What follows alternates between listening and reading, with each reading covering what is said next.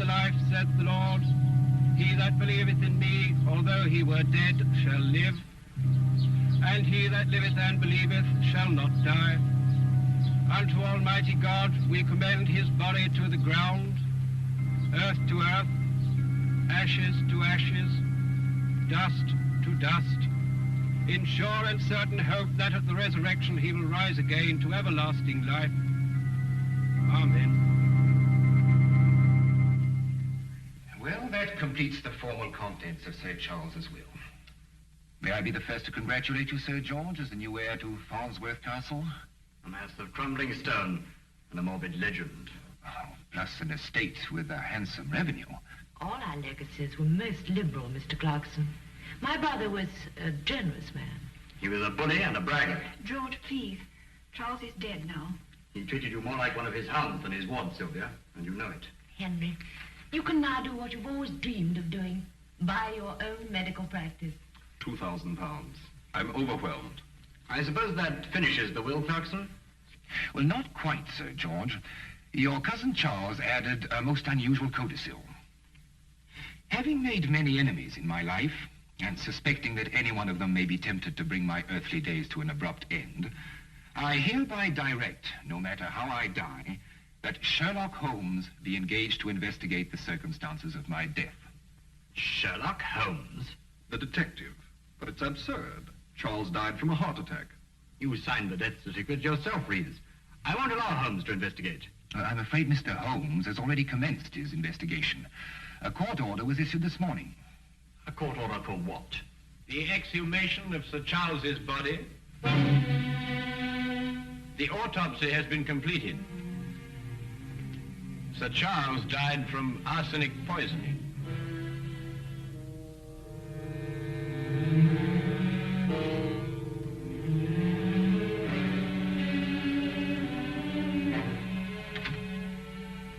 Elizabeth. It's incredible. Who could have done it? Arsenic. Only one of us? You, or I, or Henry, or Sylvia? Oh, no.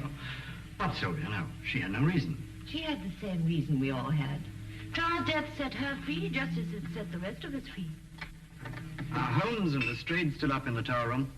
Yes, and Dr. Watson is there, too. Why is Holmes so interested in the tower room? Because Charles died there, I suppose. Or perhaps Mr. Holmes is interested in the legend.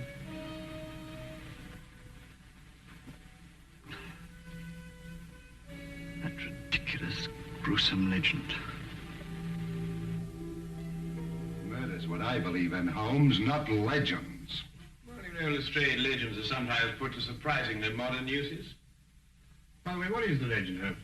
Well, it dates back to the Wars of the Roses. A sentry fell asleep here one night while on watch. As a result, they chopped his head off. Ever since that time, anyone who sleeps here is supposed to die. Nonsense. Quite. And yet Sir Charles slept here, and he did die. It's a coincidence. He'd already taken the poison. He had to die somewhere. You know, that window is much too narrow for anyone to get in or out. With that door locked, this place becomes a classic sealed room. It was arsenic that killed him, Holmes, not the room. Or the legend. Or the legend. Dr. Watson, you read the autopsy report. What's your opinion? Well, there is one thing that struck me as odd. This is January. Mm-hmm. Yet Sir Charles had eaten grapes the night he was poisoned. Well, what's that got to do with it? Well, you don't very often find grapes in January. Not in England, anyway. Clever, Watson. Grapes in January, eh? Yeah.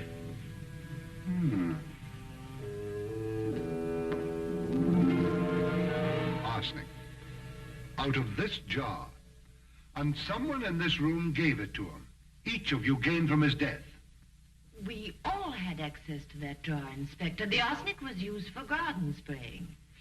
Anyway, Charles didn't eat or drink a single thing that night. The rest of us didn't. Then why weren't all of you poisoned too? Miss Farnsworth, what prompted your brother to sleep in the tower room the night he died? I prompted him, Mr. Holmes. I challenged him to. Oh, really? Why? To put his constant bragging to the test. It started at dinner that night. Listen, Your meals are getting progressively more inedible. If you can't do better, I suggest you find your own home and run it. I'll try to do better, Charles. Elizabeth, I liked your dinner. What do you know about decent food? What do you know about anything? I know how to run your estate for you. And a mess you're making of it, too. With half the tenants overdue in their rents. I won't sweat a man's rent out of him, Charles. You'll get the rest of the rents by tomorrow, or out you go. Bag and baggage. What have you got to say to that?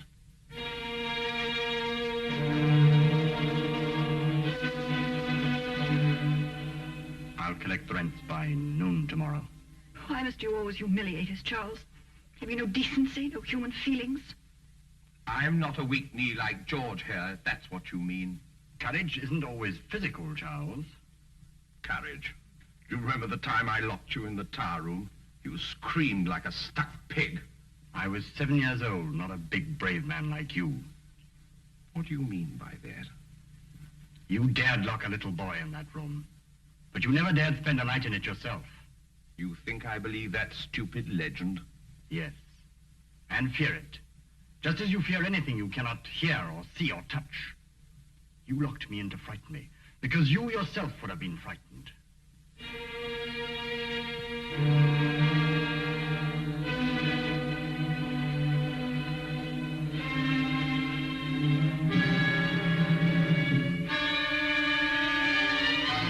Elizabeth, get me a candle. I'm spending the night in the tower room.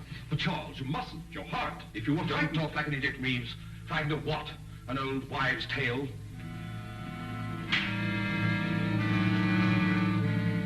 I will fetch him a candle.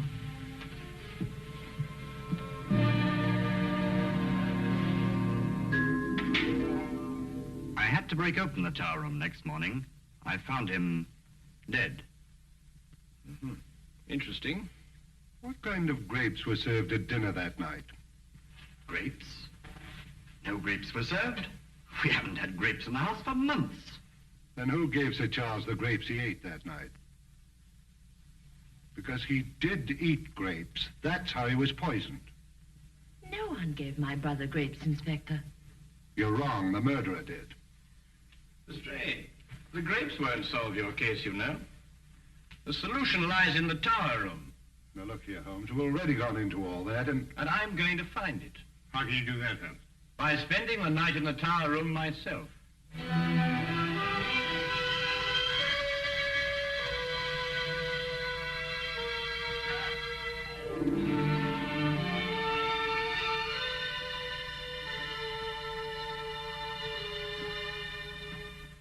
Mr. Holmes, I think you are wrong to take the legend of Farnsworth Castle so lightly.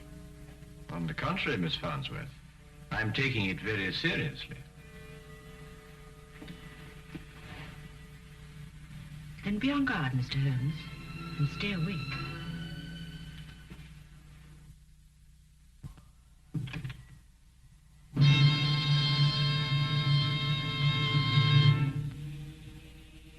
Holmes, how can you possibly solve the mystery here?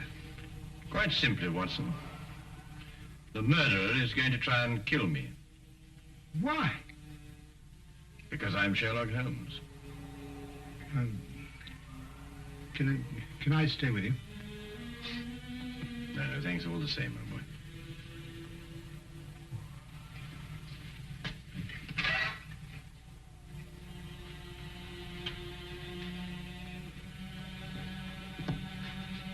Holmes, if anything happens, you will shout, won't you? Yes, yes. Loud and strong.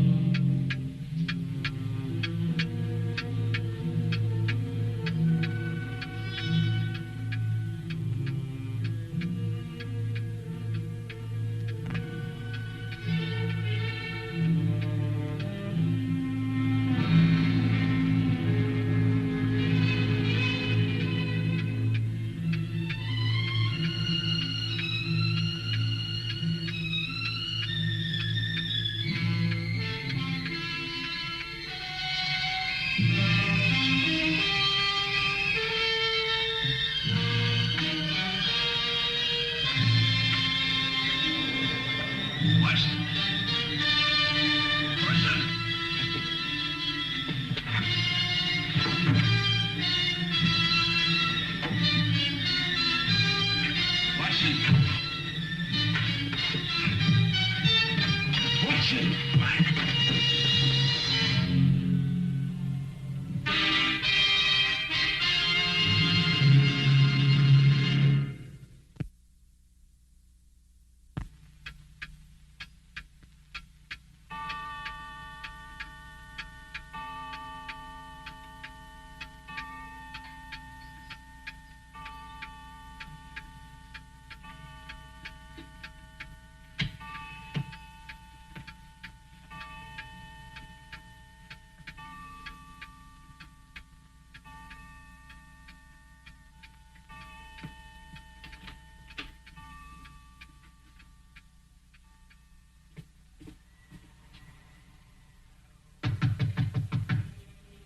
Holmes?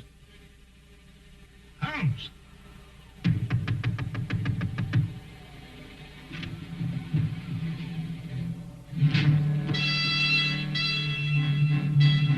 Holmes!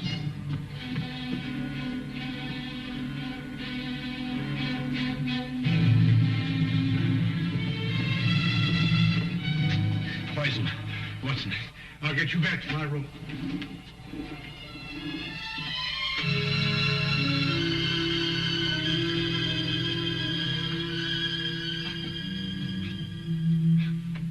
Arsenic. Watson, quickly, the antidote.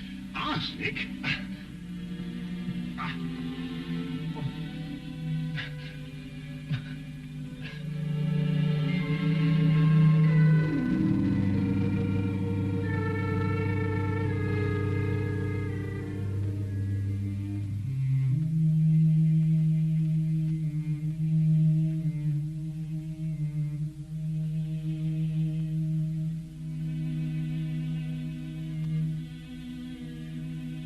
Very cunning, Watson. Yes, maybe, Holmes, but I don't understand. After all, you and I ate the same thing the entire evening.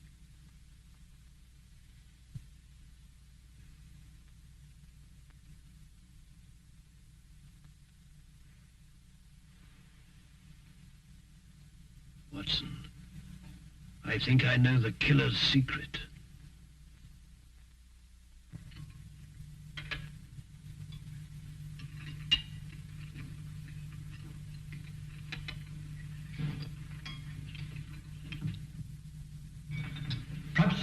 Perhaps I'd better go out and wake Holmes. It is getting rather late. Not that I believe in any of this superstitious nonsense, mind you, but... But you do believe in murder, eh, Dr. Reeves? Holmes? Well, it seems that everyone is surprised at my appearance this morning. Perhaps relieved is a better word, Mr. Holmes. I dare say there's somebody who's not very relieved. What are you talking about?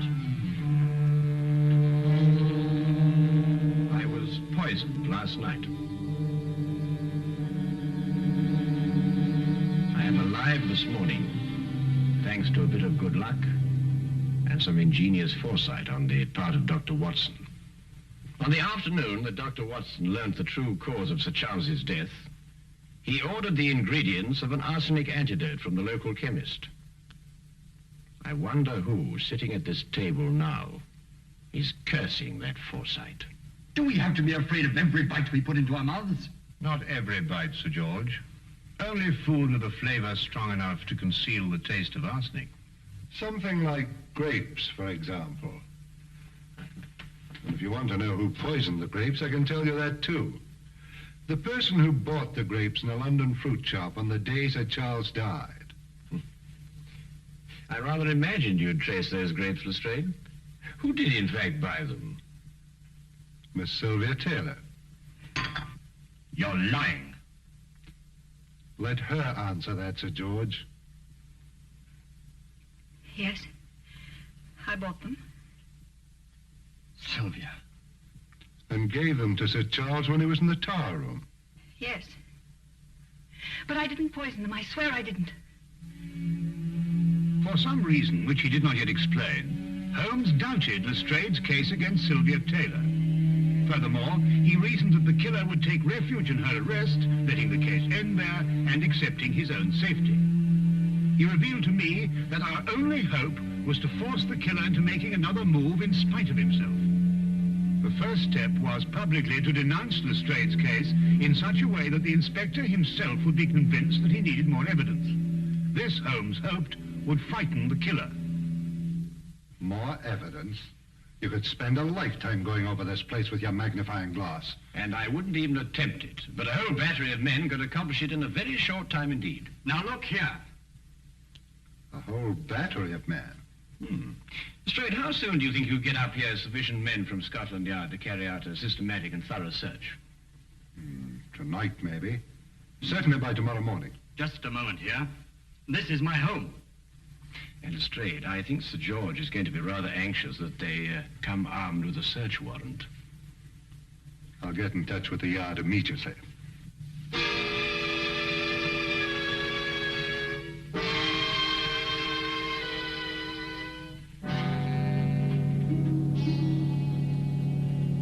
Watson, you're sure no one's left the house? Bobby on the door said nobody had gone in or out all day. Well, I hope we haven't been outwitted on this.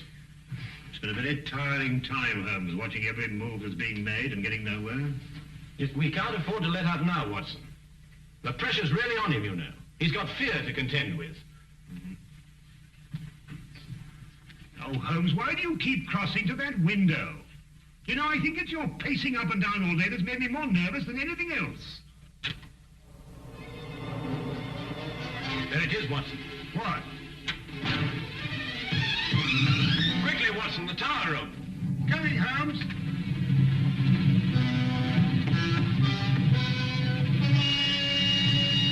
Watson, would you go downstairs immediately and tell Lestrade to bring our 4 friends up here? What are you up to? As I had hoped, the killer has left us all the necessary components of a trap. Well, you better hurry, Watson. We have little time to lose. Right.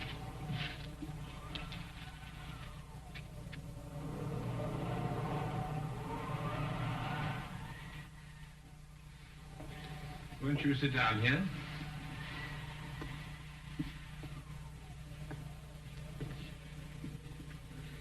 Just what's the point of this seance exactly, Holmes?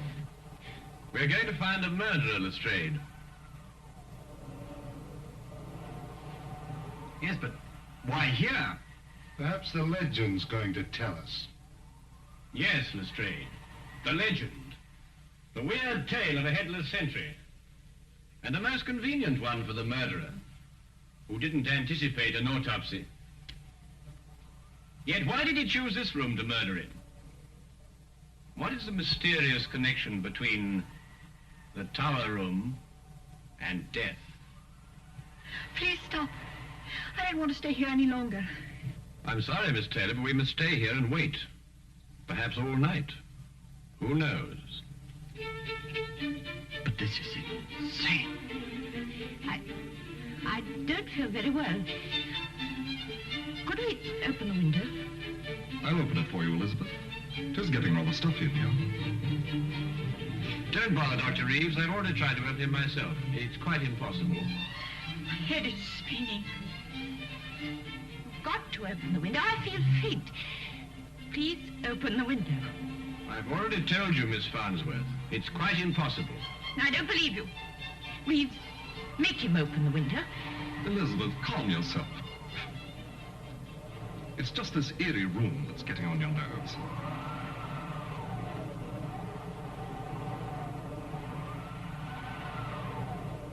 That confounded wind.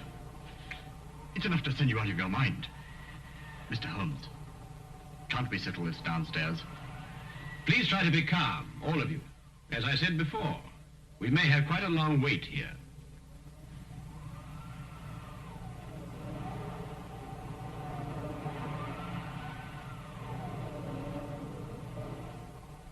Let me out of here. Elizabeth! Open the window. Do something. Stop it! This is done off without you going off! You fools. You fools, you don't understand. We've got to have air. For heaven's sake, open the window. Let me go. Let me go. It will kill us all.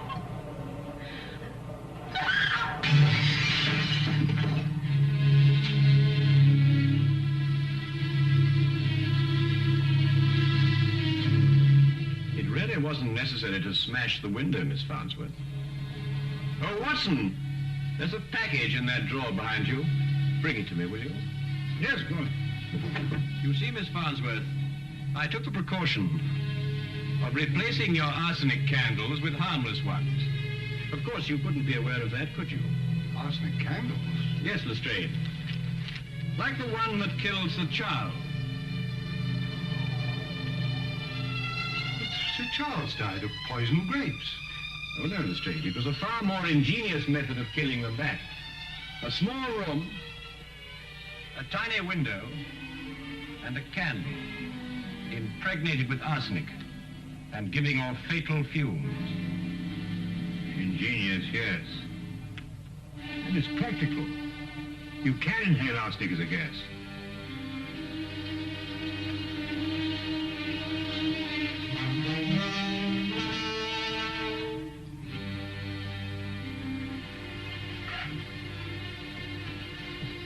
Follow it, officer.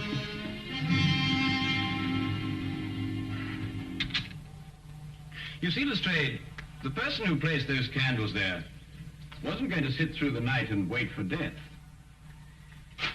She had to give herself away. I'm sorry to upset all of you, but quite frankly, I didn't know which one of you it was.